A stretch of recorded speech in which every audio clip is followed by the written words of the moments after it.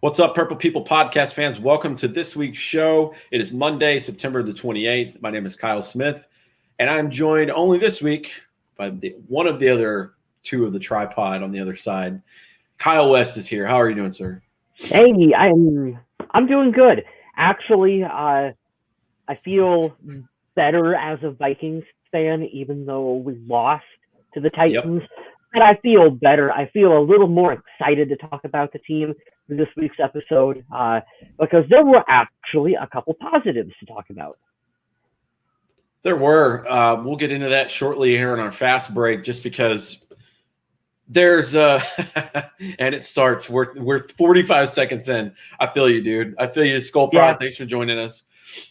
Yeah, it's depressing. We were just talking about this not even 2 minutes ago before we went live.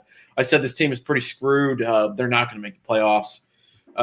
So now we get to play spoiler and say maybe we can spoil this team's chances.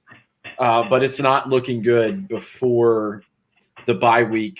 We have news on Danielle Hunter that came out, I think Saturday or early Sunday, that we'll talk about later in the show. Mm-hmm. But as Kyle was talking about, the Vikings hosted the Titans on Sunday. It was a pretty back-and-forth game, but ultimately the Vikings fell to 0-3 and lost by 1 point, 31-30. And it was an interesting game. It was a very interesting game. So let's jump right into it. Mr. West, what was your initial thought after watching it today and getting to review it? Welcome to Minnesota, Justin Jefferson. I feel like 10-6 in the chat. There you go, Soul Prod. I like the positivity on thinking 10-6. No, my hot take for this one is welcome to Minnesota, Justin Jefferson. You had yourself a really nice coming out party.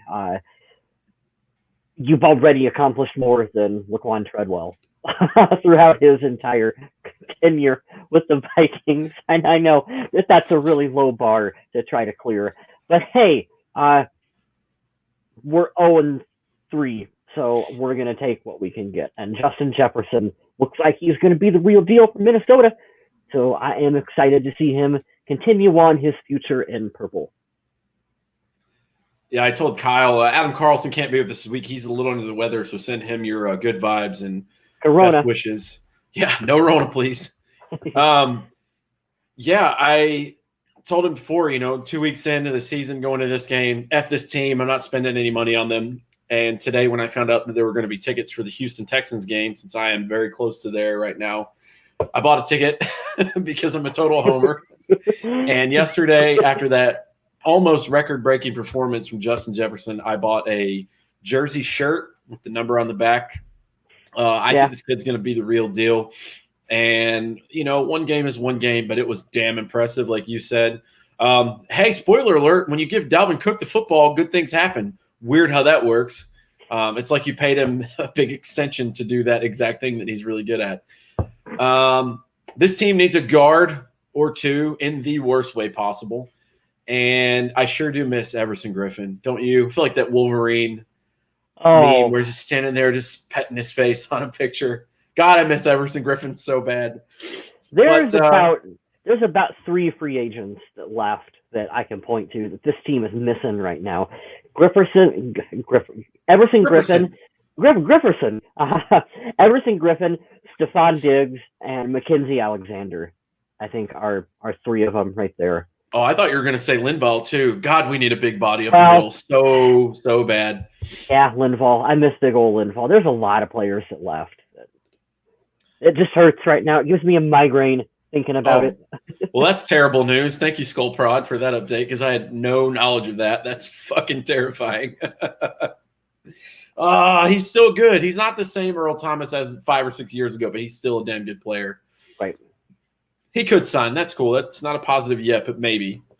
Yeah, let's talk about it. This team needs a guard in the worst way possible.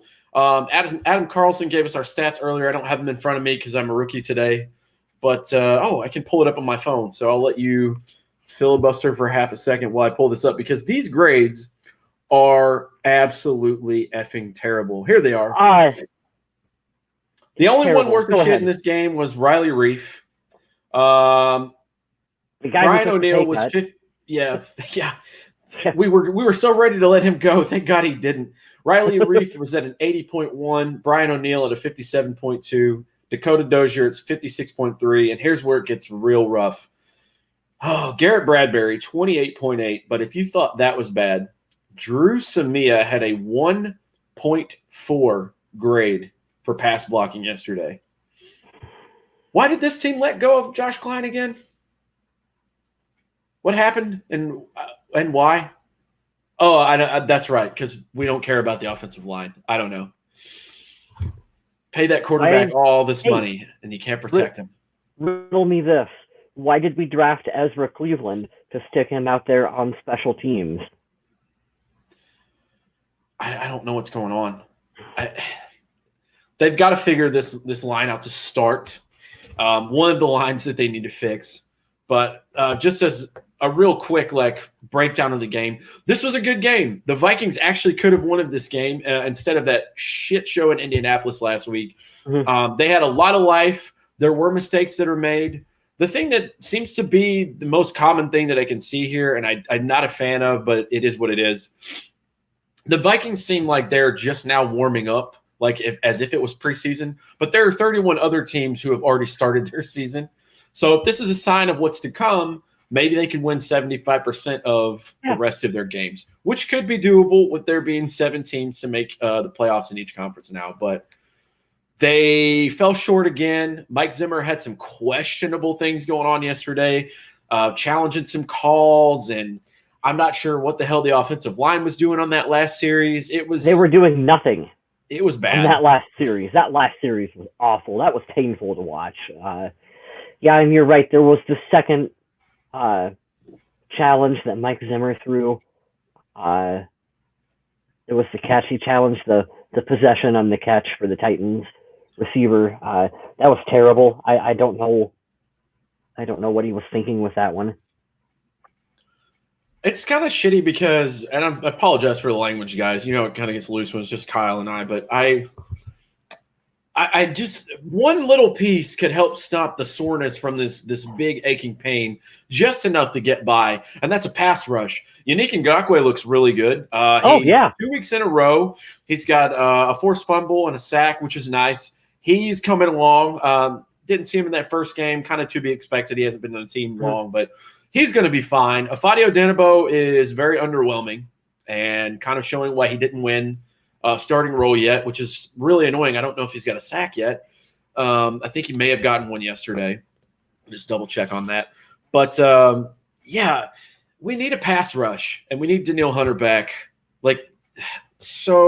Just in the most desperate of ways. And if you can't have that, we were talking about it here, and Skull Prod's been very nice to keep commenting. So the more you comment, we're going to keep putting these up.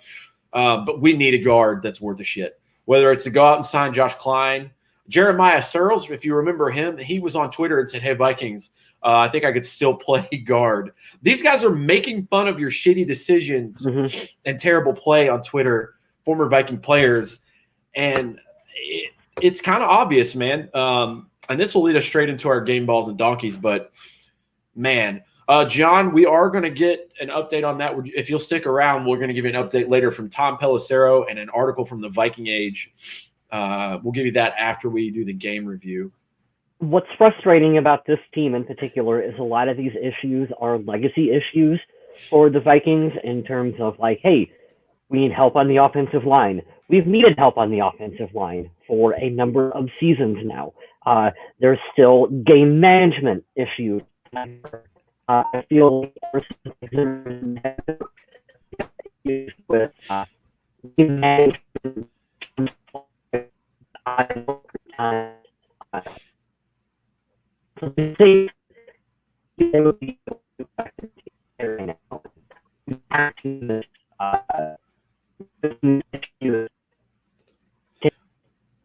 All right, I'm going to mute you, Kyle. If you can hear me, you're frozen, and there's a lot of feedback there. It's kind of robot-y, so I'll get you back in just a minute. I'm not sure if he's still with us. John Young says, "I think I could play guard as good as Samia." Yeah, yesterday was rough, man. He said the Samia season is canceled. It's bad, man. And, this is the thing that I have to go on a rant before we give these game balls and donkeys away. if you didn't think up front, and I'm guilty of it myself because I believed in the team and the coaching staff, because I'm not going to just say, man, this team sucks, we can't get behind them. You have to support them. But with all the loss that you have from this particular team in this particular weird COVID year, are we really surprised that this happened? I'm not surprised that this happened. And the more it plays out, the more it makes sense. Kyle West will join us back in a minute when his connection's better. But this is crazy to me.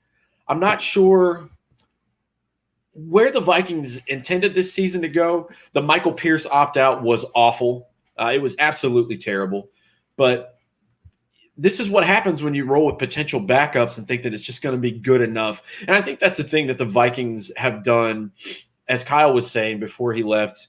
I think this is the one thing that the Vikings do, and they're okay with it. And you guys tell me if you think that I'm wrong, but they're okay with just being average at positions where you can't be average at.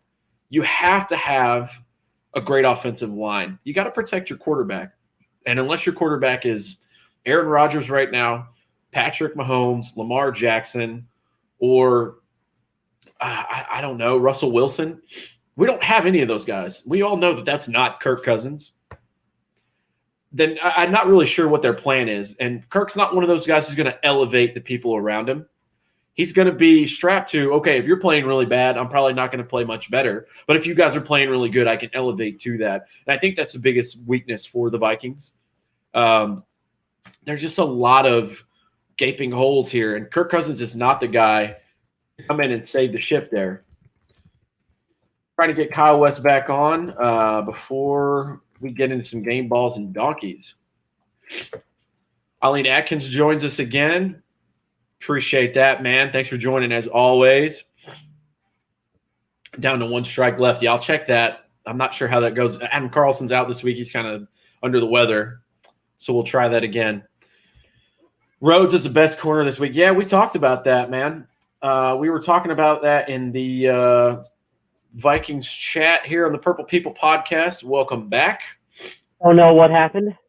We were talking about how Xavier Rhodes was graded as the best corner this week. What a great decision that was.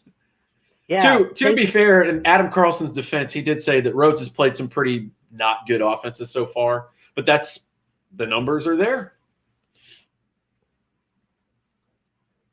And I was going on a little bit of a rant while you were gone on how I don't believe in Kirk Cousins to be the guy who's going to elevate a team. He's very much well around the guy with the guys around you. And if the team's lower, his ceiling is going to be lower. And we've seen that time and time again. And I don't want to go in the moment and be that typical guy who's like, F Kirk Cousins and blah, blah, blah. Like, he's the quarterback whether you want him to be or not.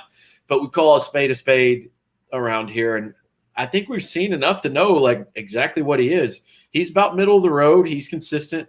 He can win you a game, but he hasn't done that often. We've seen Kirk play some big-time football for Minnesota. Sure. We've also seen him put out some real stinkers. So the truth lies somewhere in the middle. I think that he's kind of an average to above average quarterback in the NFL. You give him the right set of circumstances. He can catch fire over a short period of time. He can play above average, and he can do really good things for your team. But you're also kind of seeing what happens when you take away some of the pieces and parts around him. He kind of looks more like the Kirk that we've seen at times in Washington, where the talent level was not as high. So that's why we really need to have guys like Justin Jefferson out there continuing to make big plays for this team, because you're right. I don't think that Kirk is the kind of quarterback who can elevate the talent around him. Well, let's talk about this. We have to, and I wanted to wait, but Sure. Tank for Trevor thing, this is absolutely not happening. Yeah. I love Trevor Lawrence. I grew up in Charlotte, North Carolina. Clemson is not even an hour and a half from my house. Mm-hmm. And it's not my team of choice for college. I stuck with, the University of North Carolina through thick and thin. But Trevor Lawrence is a generational talent. He is going to be a stud. Much like Joe Burrow is going to be up in Cincinnati. But the Vikings are stuck with Kirk Cousins. No one is going to take that contract because they've seen who he is. And it's not like it's on the expensive side compared to some of these other ones, but it's fully guaranteed. The Vikings absolutely will not be able to get. And I'm going to tell you right now, because this is the most, and Kyle's going to back me up on this one. As soon as it comes out, he's going to laugh and agree with me.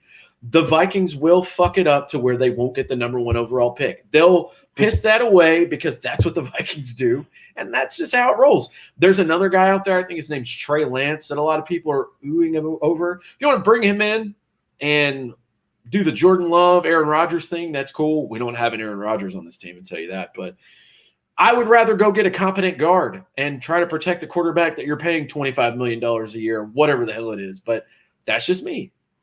Quarterbacks come and go every year, but we will see. I like Trevor Lawrence, but that is not happening for the Vikings. Yeah, you're right. The Vikings will find a way to win some arbitrary game at the end of the season to completely just mess up and ensure that even if we were awful enough to get Trevor Lawrence, that won't happen. We will find a way to screw that up.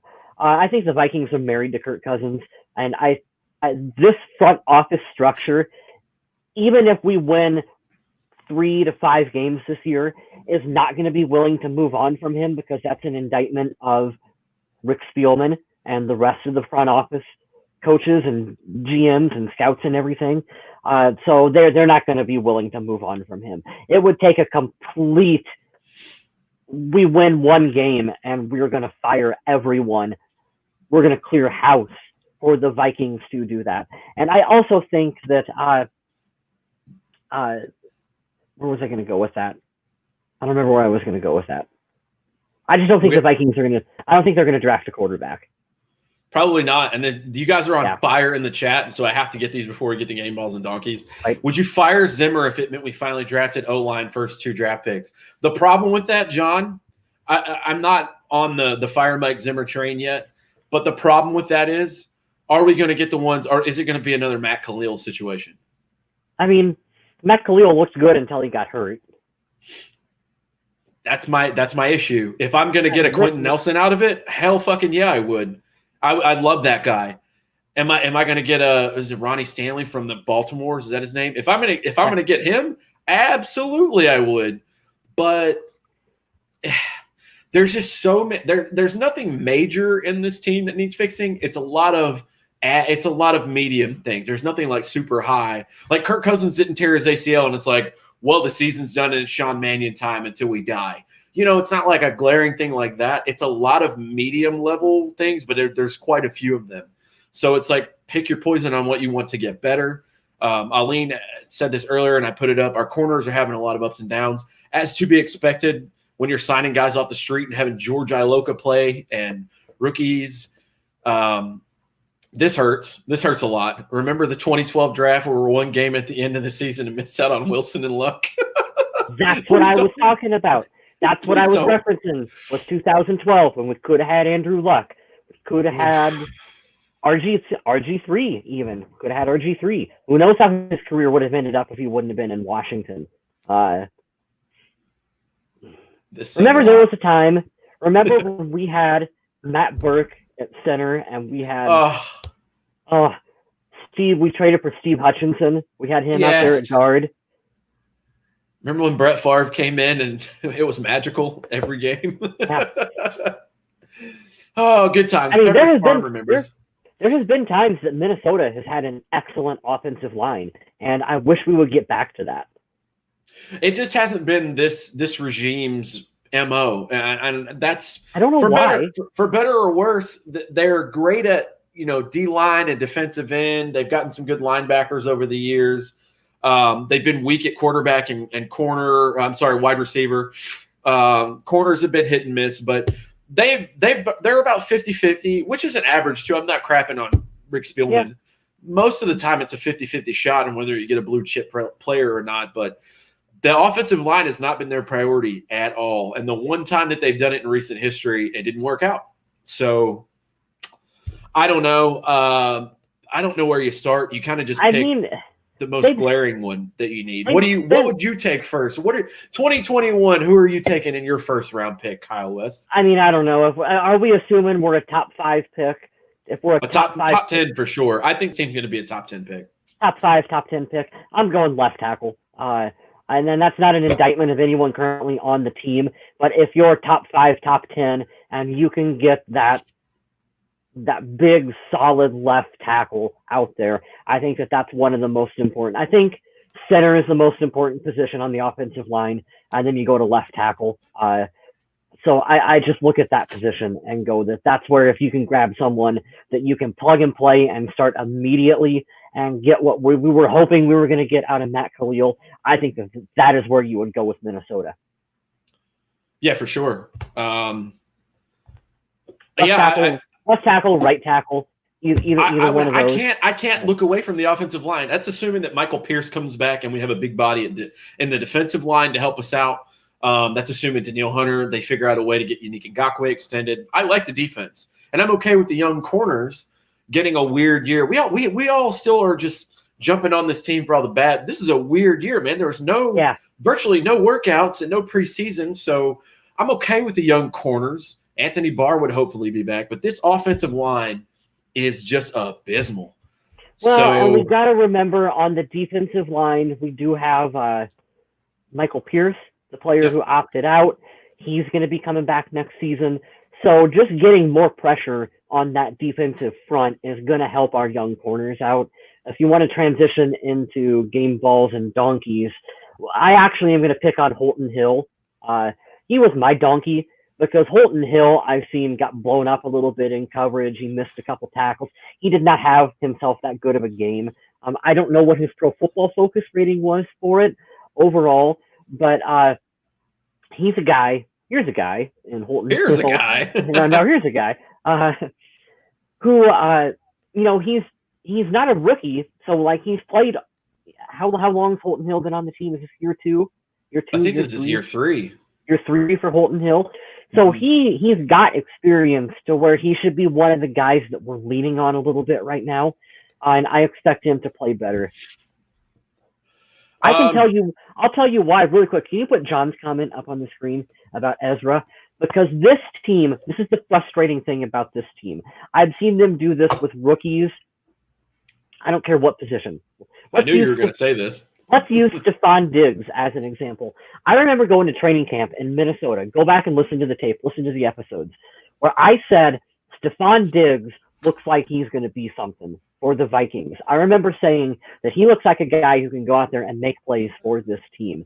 And then he was just inactive for 5-6 games until, people play poorly and there's an injury, and then they're forced to play him. They're forced to play the hand, and they put him out on the field, and then the rest is history for that.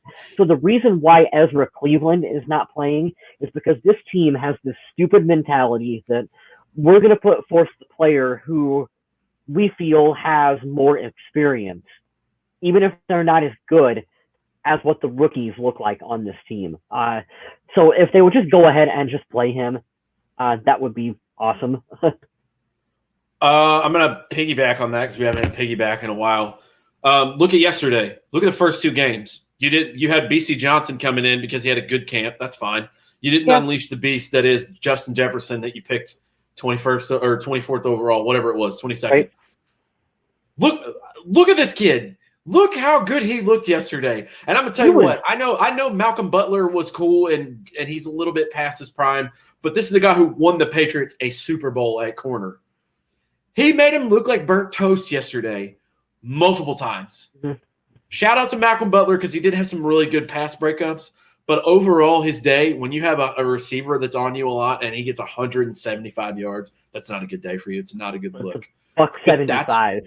That's what this team does. And that's exactly why they won't play someone. And I don't understand it. I don't like that rule because obviously the product through 3 games is total horseshit. Andrew so this is the problem that I have with Minnesota and what they do with their coaching staff, where we praise them sometimes for having a lot of experience. We have a lot of guys who have been around the league for a long time. Mike Zimmer has been coaching for a long time. Mm-hmm. Who's the coordinator? Gary Kubiak has been coaching for a long time. But what comes with that is they get too set in their ways. Yep. And I think that you see sometimes younger coaches are more willing to, we're going to shake things up a little bit and we're going to go with some rookies and we're just going to experiment and kind of, the Sean McVays. We're going to try we're going to try some new ideas and see what happens. And so I think that the Vikings coaching staff really believes in experience, even if that experience is not necessarily the best.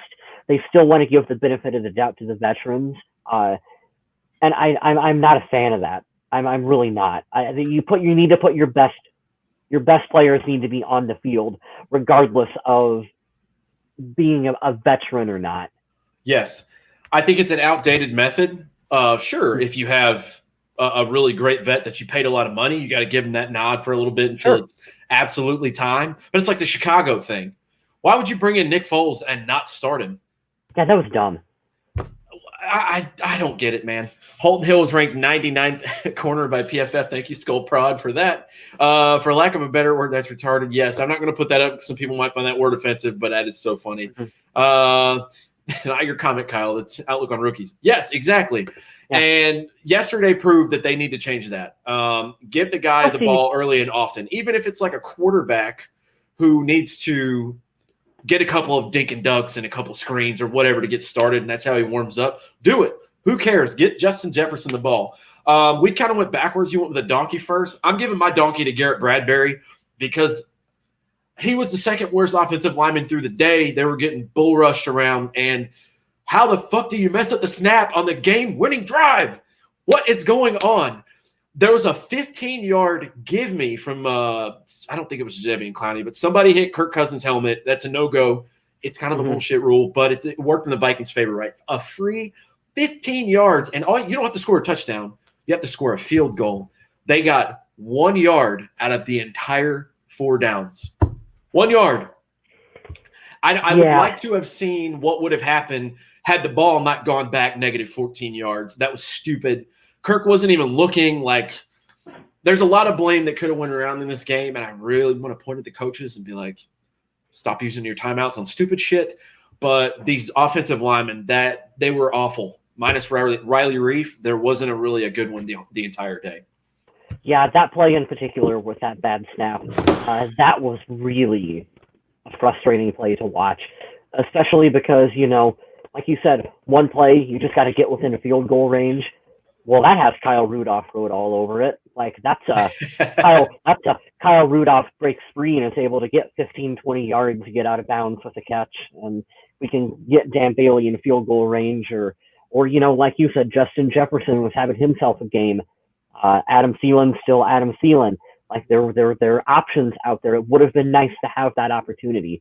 And that was just completely, we didn't even, you said it in the chat on Sunday before I watched the game that the offensive line did not even give Kirk Cousins an opportunity to make plays on that final drive. And I agree with you 100% on that one. Yeah, you have to give him a chance. You have to give the guy at least a chance. I mean, I saw him throw dimes to people last year later down the stretch. You remember the second quarter of last season, the Vikings went 4-0. There's a very good chance they could figure that out too here. But you got to give the guy an opportunity. And I'm all for giving Kirk Cousins the big fat L in the business, but he didn't get a chance. And the guy, he's not Russell Wilson. He's not Patrick Mahomes. He's not Lamar Jackson. He's not very mobile. Now, he's been a little better about it this year. He's taken off and ran as much as I've ever seen, but he ain't that guy. So I don't know. Let's see. We got some Adam's good Dan Bailey talk going on in the chat right now too. I'll put that up here. Adam's not here. He gave his donkey to Drew Samia a 1.4, I think it was, grade. Was terrible. Cliff, I hope you're wrong, but I mean, knowing the way this team's played, probably. He did miss a field goal early in the game. But this is a good point that I wanted to bring up because have you noticed throughout the league with less fans there's less noise? These guys are making 50 and 55-yard field goals on the regular. Steven Gostkowski was on fire yesterday. What did he make, 6 field goals? If you had him in fantasy. 6 of them. Yeah. He was on fire yesterday. He might have missed the field goal. He might have not missed the field goal. I would have liked to have seen him get the opportunity. Either way, it's a shame that Dan Bailey didn't even get the opportunity to kick the field goal. That's what's disappointing about that one. That whole play was a clusterfuck leading up to that miss. There were 2, 3 penalties on that play. They moved it back 5 yards, and then they moved it forward 5 yards, and then that was weird. I'm sure that messed him up a little bit. That was stupid. That was bad special team. That was a bad series, just all around for both teams. Bad special teams play. I won't fault him too bad because Dan Bailey's been pretty solid up into that game. He had a record going. I'm sure he'll be fine, but it was sloppy. There was a lot of sloppiness yesterday. Yeah. Game balls. Sloppy Joes. I'm not going to give out the obvious one because I feel like you probably were going to give it to that guy too. Adam Carlson gave it to Dalvin Cook, 185 yards yesterday. He was a machine. He looked like the best running back in football yesterday. I loved and it's his favorite run, he said on NFL Films. When he gets to the outside, you can forget it. Don't try to one-on-one tackle the dude. You're not going to get him. Great choice from Adam. Mine, because I kind of figure you were going to go with Jefferson. I'm going with Harrison Smith. Harrison Smith was all over the damn field yesterday. He did have a little up and down play yesterday, but for the most part, dude, he was a hawk yesterday, and he stepped up as much as I've ever seen Harrison Smith step up with some subpar corner play. So I'm giving a shout out. My game ball goes to Harrison Smith this week. Right on. You can put Cliff's comment up on the screen right here for me, please. Game ball, Justin Jefferson, obviously. What did he go for? $175 out there receiving. He scored himself a touchdown. We named the episode after him. Right on. Welcome to the NFL. Welcome to Minnesota, Justin Jefferson. He's got himself some good hands. That became apparent. He was able to go up and make some good catches. I like his route running. He's shifty. It's nice to have these positives from Justin Jefferson. It's nice to have that he looked like a first-round receiver. And I shouldn't be surprised by that, but just based on the history of the Vikings and some of the other players we've taken in the first round, it's nice that, hey, our first rounder looks like a first round receiver. Yeah, there was early and often passes to Justin Jefferson. That's why I named this episode Benny and the Jets. He did the Griddy dance, which is really cool.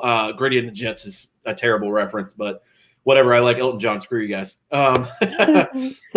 Here's a good one. Screw it, pull the trigger on Patrick Peterson. I didn't know he's not with the team, so that's kind of crazy. Don't know what money, but let's give an extra game ball to Justin Jefferson's dance into the end zone because that was really good.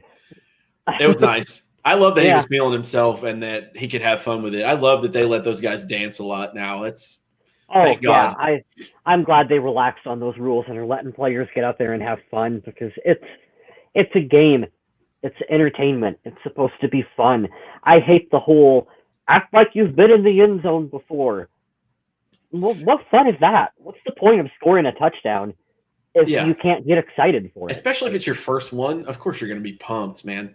Mike Capon has two good comments. Clowney, injured elite pass rusher, just asking.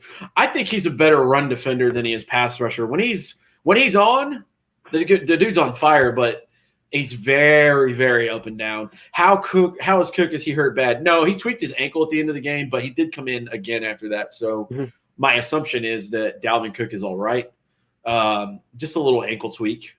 No big deal. Not like the Danielle Hunter tweak that we're going to talk about here in a little bit, but yeah. But those are our game balls and donkeys. If you guys, I know we threw up a couple on the board, but if you have any others that you would like to talk about, we will. I'm going down the stats real quick. Kirk Cousins was 16 of 27, 251 yards, 3 touchdowns, 2 picks, 2 sacks, a QBR of 44.1, and a rating of 96.4. So the one interception was just a Hail Mary shot in the dark kind of pass. And Adam Thielen almost caught it. Yeah. It was close. That one I know he had 2 interceptions and they count, but like that last one you can kind of throw out. That one don't really matter. So it was the one interception really that hurt the team. Yeah, thank God for a Jadeveon Clowney blindside block too. Otherwise, it would have been a pick six yesterday, which would have been terrible. This is the stat that was the most awesome yesterday. I'm not even worried about time of possession or whatever. The Minnesota Vikings rushed for 226 yards yesterday. And thinking about who would have that stat, Derrick Henry came to town.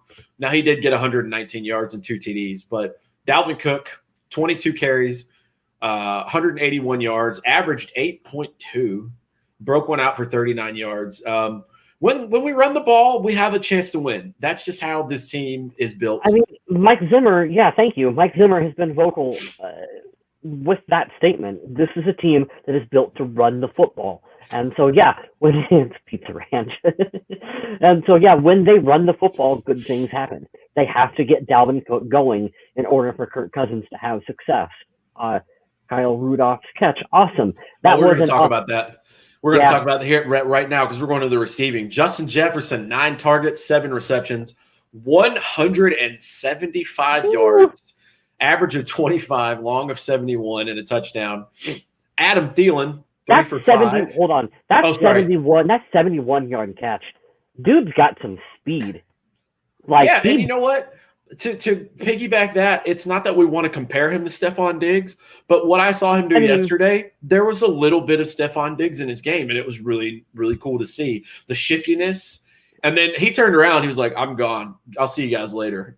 It was really, really nice. But not even the 71-yard. I saw him go up for a contested ball and to the point to catch, and it was beautiful, man. He's got really good hands. Right on. It is fair. It's not fair to compare him to Stephon Diggs because Diggs is a veteran. He understands what it means to have success in the league. So it's going to be, quote, easier for Diggs at this point in his career than Jefferson, who is just getting started. But it is essentially we traded Stephon Diggs for Justin Jefferson. So in the mind of all of us fans, they're always going to be linked together in terms of whose production is better or worse. How do they match up? How are they helping the team out? So did we get the draft pick for Justin in the trade? Yeah, we did. Yep. Yes, Mike, we did. This was one of the picks that we got from Stephon Diggs. Got us Justin Jefferson. Yeah, because I'm thinking about from the year before. Is the first pick that we got? So we got it from the Bills. Yeah. So we went farther than the Bills did in the playoffs. So actually that pick was the Justin Jefferson pick was the Diggs pick because later it was Jeff Gladney, which I'm glad to see Gladney playing too. He's not doing terrible. He's gonna find his way. Yeah, I'm not the best evaluator of talent in terms of corners because that's a difficult position to try to guess. But I think he's doing what's expected. I don't know. He is. I will freely admit I don't know. It's growing rookie pains. I mean, you're going to have that with rookies starting, but he's pretty good. I don't see a lot of what we've seen. Unfortunately, I have to mention Trey Waynes and late Xavier Rhodes. A lot of oh my god, I have to catch up because I'm already beat. It's just different coverages. He's very tight on his man, which is nice to see. You got to go and bat the balls down or get to it because this is the NFL, man, especially that first game playing against Devontae Adams. He's going to figure out ways to get around you. But I like Jeff Gladney so far. But we'll go back to the receiving. Adam Thielen was 3 for 5 for a touchdown and 29 yards. Mm-hmm. Dalvin Cook and Kyle Rudolph both had 2 catches. Kyle Rudolph's touchdown catch, I'm going to be honest with you, I thought it was bullshit. I was like, there's no way this is a touchdown. And then I watched the slow motion. I was like, I'll be damned. He got that for a touchdown. He does this every year. He is good for one holy shit catch every year, and he's gonna go far in the Viking record book because we keep saying that is this the year that Rudy is cut, or maybe he's gone, or maybe we make him mad because we asked him to take a pay cut, and then he has these couple of games where he shows up, and you're like, okay, maybe he's still pretty good. He's got those big old hamburger helper mitts for hands, and he does. He can just palm those footballs. Kyle Rudolph is our Frank Gore. What a great analogy. He is going to be around this team for the next 15 years. Kyle Rudolph is going to be playing for this team. He is going to break every record for every tight end record. Kyle Rudolph is going to break because he never gets hurt really, and he is just continually on the field making plays. Just consistency over time is his biggest strength. I still would like to see him get more involved earlier in the games. Yep. But when he does show up, like you said, he shows up for a big score right at the ass end of the game when we need him the most. So that counts for something. Counts for a lot. I don't want to discredit him to the team. And what's great too is you don't need Rudy to be old Gronk or George Kittle or Zach Ertz that's going to beat everybody with the shiftiness. He's a touchdown catching machine. That's what it is. Yeah. He's a possession tight end, and he's definitely a touchdown catching machine. Did you see Mike Evans' stat line from Sunday? I didn't. Oh, my God. It's like my favorite stat line of all time. He had like 3 receptions for 3 yards and 3 touchdowns. So that's awesome. I put Cliff's comment up because I was going to say our Jason Witten because he played forever, but Tony Gonzalez is a beast too. Yeah. The defense, we have to talk about him because he is the shining jewel and the bright little rupee on this team. Eric Kendricks, Jesus Christ, man. This guy is a fucking monster of a football player. On an abysmal defense, this guy and Harrison Smith are the only ones holding it together from sinking completely. 10 total tackles, 6 solo, 1 pass defense on Derrick Henry. I mean, he's a monster, dude. He is just a monster. My guy here, Harrison Smith, number 2, 9 total tackles, 6 by himself, 1 tackle for loss, 1 pass defense, 1 quarterback hit, and 1 interception. That's why he gets my game ball. He was everywhere. Anthony Harris, Holton Hill, and Jeff Gladney were up there at the top of the tackles list as well. The Vikings all total had 7 quarterback hits, which is a lot more than the first 2 games. 1 sack, 4 tackles for loss. So they're getting there slowly but surely. It just sucks that the team is kind of warming up after the season has already started. But the good news is, coming up Sunday, well, like it's 2 0-3 teams. So somebody's either going to get a win or we're going to tie. So that's a good thing. Oh, that'd be amazing if we got a tie. I'm going to be pissed because I'm going to that game. I'm going to be real pissed if the Vikings and the Texans tie this weekend. Here's a good point. We can talk about this before we finish up all the stats. I've been disappointed with Irv thus far. Sure, that's a good point. So here's what needs to happen with him. We need to rip that 84 off from his jersey because he doesn't need to be wearing 84. And we're going to take that from over here and we're going to give it to Justin Jefferson. I knew you were going to say that. Yeah, he seems like a capable 84 for Minnesota. And then, Irv can continue to be a disappointment. I heard so much about him from this coaching staff. I don't know if my expectations were too high or what, but he's not meeting them. I don't see his spot yet because Adam Thielen's going to be the go-to. Now Justin Jefferson's definitely going to be the second. And then if you're going to go for touchdowns, you can pitch it to Dalvin, hand it off. You can throw it to him too. I think Irv is just in a shitty position of he's probably like number 5 on the list to catch the ball. That's just my thought process when you think about who can I give the ball to that I trust. And those guys, no offense to Irv Smith at all, those guys are better at their positions than he is at his. So that's just my 2 cents. We still don't know. We still don't know that much about Irv Smith. That's true. No? I'm basing this off of a season in 3 games. So right. That's it. This is a great comment by Cliff, Eric Kendricks, and Wilson. Yeah, Eric Wilson's pretty good. I don't know if they're going to get rid of Barr just because of that. That would be fucked up if they kick him out after a year that he was injured. But Eric Wilson's awesome, man.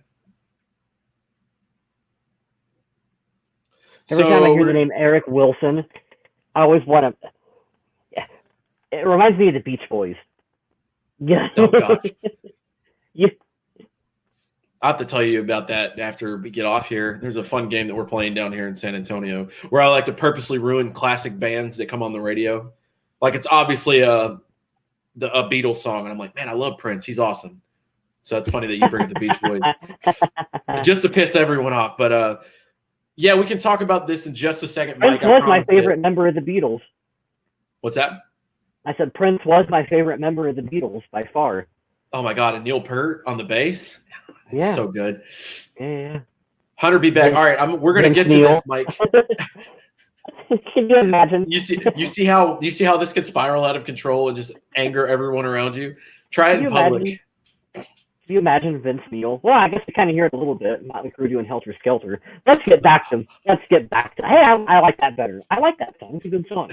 I'm a big Motley Crue fan, but Minnesota kicking. Dan Bailey was 1 of 2 on field goals and 3 of 3 of extra points. And Britton Colquitt was 3 punts yesterday, 132 yards, average of 44, long of 53. So the punting game was strong for the brand. Hashtag Pat McAfee is the GOAT. Hell yeah. So let's talk about this. Skull Prod, we're going to answer your question last because Danielle Hunter. The Danielle Hunter stuff. So if you guys go over to this website here, if you can go over to the Viking Age, the first one that you see below, you can find this from another Adam that works there from about 1 day ago, about 24 hours ago. Danielle Hunter is reportedly not returning to the Vikings in the near future. He will reportedly miss the team's Week 4 game against the Houston Texans. And the tweak that caused the star defensive end to miss the majority of the team's practices and whatnot, we figured out as a neck injury. I heard it was a bulging disc, which is kind of scary. But NFL media had Tom Pelissero come out with a report that says he is unlikely to be ready to play next week. He's eligible to come off of IR. Now, this is different from years past where I believe you had to be on IR for like 6 weeks, but due to COVID, they shortened that, which is kind of cool because you don't have to wait as long. But it looks like we're going to have to wait that long anyways. Boy, Danielle Hunter is one of those generational talents for this team. You do not want to risk his long-term future with the team by rushing him back onto the field. Even though I know that a healthy Danielle Hunter can sure as shit turn this defense around. And like if he was able to go, you want him out there making plays for this team. It's concerning when you hear things like bulging disc in his neck. Herniated disc in his neck. Yeah, being a big WWE guy, you hear that injury happens quite a bit with wrestlers, and when they go to get that surgery done, that can just be over. It can be career over for them. That's a career-threatening kind of thing. So I don't want to go that far with Danielle Hunter. Like I've not heard anything at all about how he might need surgery or whatever. All we've heard is what you guys have heard. But anytime you start messing with that, that's like a serious, scary kind of thing to deal with. So don't rush him back on the field. Yeah, don't rush him back. It says here that according to Tom Pelissero, and this is via the Viking Age from Adam Patrick. He does good work over there. Adam Carlson vouches for him. And we get a lot of our news from there. But Tom Pelissero came out with a tweet Sunday. Hunter is unlikely to be ready to play. Minnesota defensive end is getting closer to returning, but this is a herniated disc in his neck. This should be expected when it comes to injury-related news, which sucks for the Vikings because they need him. Yeah. I think he's the best player on this team by far. There's nobody who's done what they've done in a short amount of time like he has. But it sounds like the Vikings have 3 more games until their bye week in week 7, and then he might be able to come back in week 8. So we have the Texans this Sunday, October 4th. Sunday night at the Seahawks, October 11th. October 18th, hosting the Falcons, and then November the 1st is where he could back. And you know it will be great because that's when we go to Lambeau and play the Packers. So, and that would be a good stretch if he does come back then because you have at the Packers, host the Lions, at the Bears, and we would need him like a fish needs water for those divisional games to try to stay alive. Yeah, because here's another topic I wanted to touch upon pretty quick too. Speaking of the division, with Nick Foles starting for Chicago, that changes a lot of stuff in the division for Minnesota. And Nick Foles, for whatever reason, he has it out for Minnesota. He's our kryptonite. We have a hard time. With Nick Foles. On top of, we just have a hard time with Chicago in general. So that really changes how the Vikings are outlook in the NFC North this year. That hurts us quite a bit, making that change out there at quarterback for them. They should have done that a long time ago. Chicago and Green Bay are running away with this division. Detroit did get a win yesterday against the Cardinals in Arizona, which I was very shocked to see. But yeah, the Vikings are in the dumpster right now, and I think Chicago's the worst 3-0 team in the league. They are sloppy. But, changing to Nick Foles, I think it's a smart move. I think Nagy wants to keep his job and gave Biscuit as much leash as he could before he had to say, all right, dude, you did it to yourself. Yeah. But this question here, can we go 3-3 by the bye? I don't think so. You're not going to beat Seattle in Seattle. Russell Wilson is the MVP of the league at this moment. Thank you. He is on fire. There's no way. And DK Metcalf, have you seen the corners that we're going to bring out? He's going to have like 200 yards that game. I think the Vikings can go 2-4 by the bye, and that's still abysmal. Maybe they pull a rabbit out of their ass. Who knows? And not that it matters because fans won't be there, but guess what that Seattle game is? Sunday night prime time. Kirk Cousins, prime time. There might be fans too. Maybe a little bit. Yeah. DK Metcalf is just it's unbelievable that a player his size is a wide receiver. He looks like a linebacker. He looks like Anthony. Huge. He looks like Anthony Barr, only super fast. It's like a super jacked safety that catches. It's like, what the hell, man? What the hell? What is this? So I saw this. Skull Prop brings up good stats for us all the time. I saw this. I was just reading this on the Viking Age, and it's on Facebook as well. And I was wondering what team this was. 0-3 went on to win 9 games. But the problem with that is, and why the Vikings can't do it with this stretch, they have Seattle in Seattle. They have to go to Green Bay, and they have to go to Chicago. And I'm only basing this on history. They don't win at any of those places. That's 6 losses right there immediately. You might be able to squeeze one out in Detroit. You may be able to beat the Falcons and the Texans, but you're still looking at 3-6 by that time. This is a 9-7 team at best, and they've dug themselves into a hole that's kind of sort of hard to get out of at this point. But I would like to see them do that. We should be excited for the Atlanta Falcons game, just because it's going to be an exciting fourth quarter.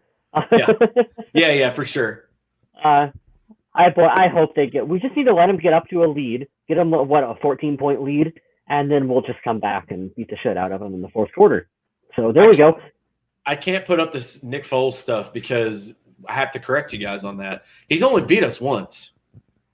Because we beat him when he played with the LA Rams. I remember this game. Teddy Bridgewater played. Yeah. And we won by a field goal. So he's 1-1 against the Vikings so far, but that happened to be in the NFC Championship game. Thank you. The game that he beat us in was a really fucking important game. So that counts for a lot. I'm still butthurt over that game. I don't even care about the Saints game anymore. I'm still pissed at Philadelphia, how they ruined us. At least we had somewhat a glimmer of hope against the 2009 Saints. That Philly game is just awful. That Philly game is an indictment to Mike Zimmer, and just that team looked unprepared. They were riding that miracle wave, and they were not ready. But that's pretty much it for the show this week. The Vikings showed life. You should be happy as a fan that it did not look like week 1 or week 2. They look like a professional sports team. That's how low the bar was. The score from week 1 was definitely not indicative of the game. And last week against the Colts was terrible. So if they can run the ball and not make some mistakes, like Dalvin Cook doesn't need to fumble and Kirk Cousins doesn't need to throw an interception, should be on the right track to get your first win and escape this first quarter of football with some kind of a winning percentage. I will make a This is funny. It's not, but it is. Yeah.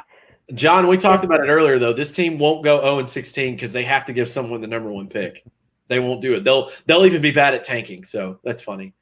Right. Who is our starting offensive line? So we have Riley Reef at left tackle. Who's the left guard? Pat Elflein? Pat Elflein's out. Elflein is out. Dozier, Bradbury, Drew Samia, and then I always for Brian O'Neill is the right tackle. Okay. That's starting offensive line as of right now. Here's my bold prediction. Samia out. Cleveland in. For this game coming up? This coming Sunday. Yep. I mean, what the hell? Why not? Yep. They got to do it. They have to do it. What do you have to lose at this point? When you get a 1.4 grade, and I'm not saying you give up on the kid forever because he's a rookie, correct? Drew Samia is a rookie. Let me look it up really quick. I'm pretty positive he was a pick from this. If at the most he's a pick from last year. I can't remember, guys. I'm sorry, my my rookie is showing right now. But yeah, you don't. Those are all those concussions you had in the military. No, God knows how much TBI is going on up here. Yeah. Yeah, you don't shelf him forever, but it's just not cutting it, man. It's just not cutting it. Let him develop some more. Put Cleveland out there and give it a good, honest try. Give it an opportunity. I believe if this would load, it never wants to work when you were like on air. Have you noticed that? Yeah, no, it takes forever. But yeah, that's your starting offensive line, man, as of right now. So will it change? Maybe. I don't see why not. I don't see what the Vikings have to lose. Yeah, he was drafted in 2019. So there you go. There you go. This is only year number 2 for him. Yeah, I don't think it's time to call the Drew Samia show canceled per se, but we can take it off the air for a little bit while we regain and get the image back. We're not going to cancel it, but we can sure recast the starting main characters. Well, all in all, as we wrap up this show, the Vikings showed some life. There were some miscues, missed field goals, a fumble, an interception, but they showed life. They showed spirit of what they used to be. We're going to say it again because I have to, because I don't care. I'm running this fucking show right now. Stop saying tank for Trevor because the shit's not happening. It's not. Get it out of your system. Go on Twitter and type it out if you want to, but make it that's your one and only time. We're not tanking for Trevor Lawrence. It's not happening. And even if they were to go and do that, I highly doubt they would do it. They'd probably deal it away knowing Rick Spielman and get a ton of picks. Let's be real. That's what would happen. If we go 0-16, the Vikings are going to trade away that pick for a shitload of picks, and they're going to give somebody else because we're unfortunately ball and chained to Kirk Cousins. So stop saying that and just be patient. I don't think this team's going to make the playoffs. And if you can swallow that horrible pill that I just said out loud, you can be like, okay, what's the state of the team? Let's evaluate Jeff Gladney. Let's see some more of Justin Jefferson. I don't know. Rick Spielman, he's like that meme where, like, if we had the first round, if we had the number 1 overall pick in the first round, yeah, like Rick Spielman would be, why would I want to draft Trevor Lawrence when I could have all these draft picks? These draft picks could be anything. They could even be Trevor Lawrence. Like that's Rick Spielman. Yeah. Yeah. And I'd be okay if they took somebody like that. The Trey Lance kid is out there. If you do end up taking him, obviously he's not going to start because you're paying this guy a shitload of money to keep playing for your team, Kirk Cousins. Let him sit for a year. Who cares? Just let him sit and learn. I mean, nobody does that anymore, and I get that. People get impatient, blah, blah, blah, but you know who's doing that? Green Bay. And he's probably going to be fucking awesome when he steps in 2 years. How pissed are we going to be when old Aaron Rodgers in a couple of years goes down with an injury, and here comes the kid they drafted. What's his name? Jordan Love. I almost called him Kevin Love.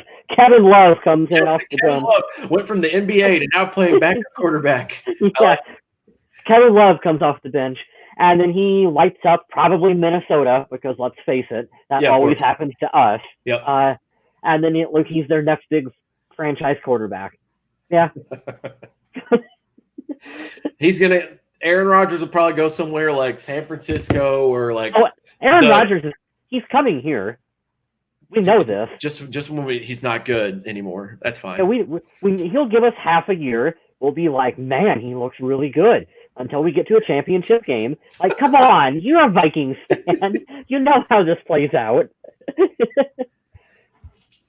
I was gonna say he'd probably go somewhere like Dallas because it's a big market, and he would totally fit the Dallas Cowboys thing, and then it lead him to an improbable championship just because God hates the Vikings. I said it. You guys stick with us, man. This is good. Excited for the Twins tomorrow. Hey, you know what's cool too? If you're into baseball, that's coming up, and basketball, the finals are here. The Miami Heat are somehow in the NBA finals. That's kind of cool. Stanley Cup is coming up if you're a hockey person. It's the best time of year. Hey, here's a good comment. How did we forget about Patrick Mahomes?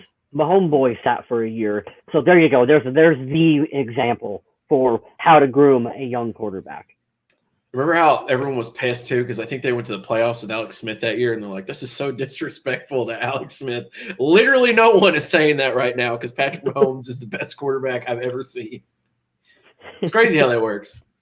Oh, Rodgers Bears. Oh God, that would be such an ugly thing to see. I would hate to see him go to Chicago. That's like what nightmares are made of. It's almost as ugly as Adrian Peterson in Detroit right now. will never get used to him in the Detroit Lions. Can't do it. I hope he breaks all the records, but it's just weird to see. He's a Viking forever. I don't care what anybody says. Yeah. But that's the show this week, and we just hit an hour and 15 seconds on the dot. Here goes. Football, then basketball, then baseball, then hockey. Ooh, that's a controversial take. Football, hockey, basketball, ... Baseball. I really don't like baseball. I'm not a baseball fan. I like going to games and drinking beer and then eating hot dogs. But you can do that at a hockey game too. But that's the atmosphere. That's just being like, hey, a professional sport and alcohol and stadium food. Like, the game could be shit, and you would still have fun doing that. And that's where I'm going. That's a good segue to end this show. Yeah. I'm going to the Houston Texans and Minnesota Vikings game this Sunday, and I'm going to do just that. But before we go, because I'm a terrible person, we're going to plug some stuff and get out of here. Kyle West, plug away, sir. Well, I'm in California. No one likes hockey. Well, that's fair. Hey, you should check my website out using the link below on the screen right down there. I am going to be adding a bunch of new stuff tomorrow, a bunch of fall-themed photos and other stuff. So check it out. I got a couple Minnesota Vikings prints up. I got one Adrian Peterson, some other football-related content. You can get our logo on a T-shirt. So yeah, definitely check it out. I would appreciate that. I've been saying it for a couple weeks, and I am officially going to do it now. And I'll let Kyle West ship me a bag of poo to light on fire like Billy Madison if I don't do it right now. I'm going to buy a Purple People podcast shirt because I try to buy one every year because it's awesome. He has a lot of great photography. I'm not just saying that. We're friends outside of this, obviously, and he does really good work around his town, and he finds all these crazy cool shots out in Iowa, so you should check that out. To promote Adam Carlson, he writes for the Viking Age, which we had the Danielle Hunter news from that website earlier. You should check it out. Specifically, find his articles on there and comment below, and he'll get more interaction. He gets more points. He gets more money for that and more views, so you should hook him up there. He's on Twitch. I know this is something he's really big into. I actually watched him the other night. I think it was Fallout he was playing. I think that's a new game. Yeah, Fallout. It's kind of cool. Undead Walking, he also does stuff there if you're a Walking Dead fan. So you can help Adam Carlson pay the bills by doing any of or all three of these and giving him a follow and helping him out. And lastly, if you're sticking around this far, like our YouTube videos. Go on YouTube, like this video when it comes out, like our channel, and then we'll tell you we're using StreamYard now, as you can see. And what I can do that I've figured out, because I'm slowly getting better at this, is I can schedule the show, and it'll let you know in a little notification bell on YouTube, hey, we're going live, and it can be preset for a later time. I'll let you know on Facebook, which the link is right here too. Hey, we're going live tonight. You guys should check it out. But if you could do both of those, like and subscribe those, we would really appreciate it. I would really appreciate it. And that's about it for this show here. Episode 408, Griddy and the Jets, because I forgot to say the episode title and name today. Oops. The Vikings are going to play the Texans this Sunday at noon Central, 1 Eastern. Somebody's going to walk away with a win. Hopefully it's Minnesota. I will try to update you live from there. There's a Discord chat we always do as well, so check that out. But until then, thank you for tuning in. And remember to stay